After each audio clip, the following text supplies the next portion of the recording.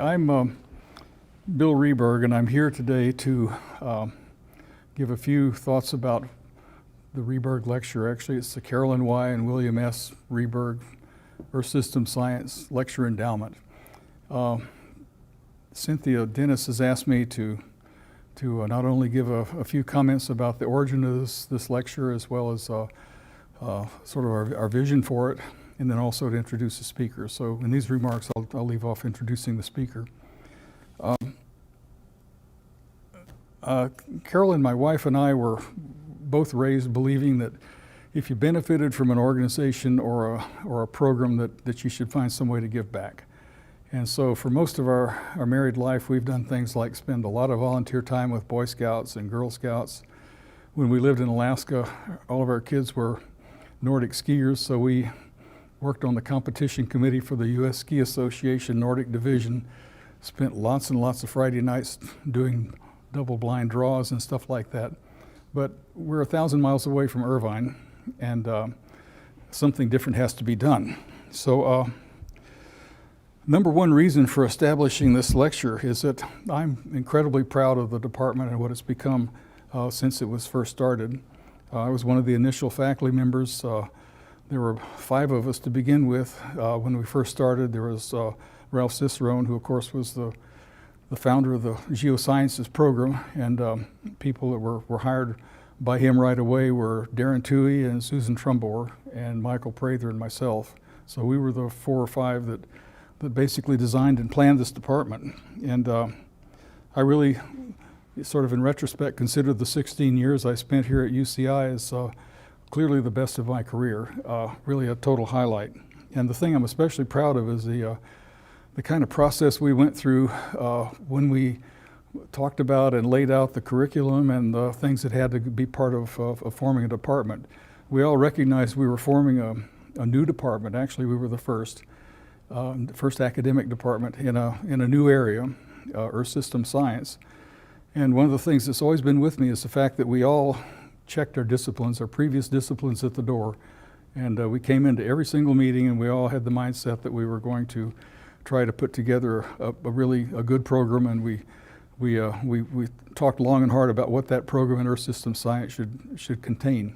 This ended up being condensed into 2 proposals. One went to the president's office. It was one to grant degrees, master's and PhD degrees, and it was a pretty ho-hum dry proposal. And then the second proposal, a year later, after we'd been granted authority to grant degrees, was a department proposal. And so it turns out the thing was written so that we could use pieces of it to go back and forth for both of these proposals. One of the other things I think that, so like I say, I'm especially pleased with that process. We had endless meetings. We argued hard. Everybody making a point, but the fact is, I think that with these NRC rankings that came out in 2011, ESS was ranked number 1, and I don't pretend to understand the process that was used or how to interpret the results, but it's I think a remarkable accomplishment for an academic unit to achieve something like that in only 20 years. It was really, really remarkable. So we must have done something correct in all those endless check your discipline at the door meetings. And although we really didn't set out to do this, we wanted to be right, but we didn't. I'm really pleased the way things have worked out this way. We were aiming for some sort of a celebration, an event that got the whole department together. Departments exist to discover, interpret, and transmit new knowledge, and what better way to do that than to have an outstanding outside speaker come in once a year for a big event.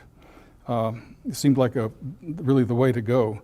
Chemistry department here at Irvine has a lecture, the Lee Lecture, and I talked extensively with John Heminger and with Ken Chanda about how that's implemented and done, and it really sort of served as a kind of a model for my thinking.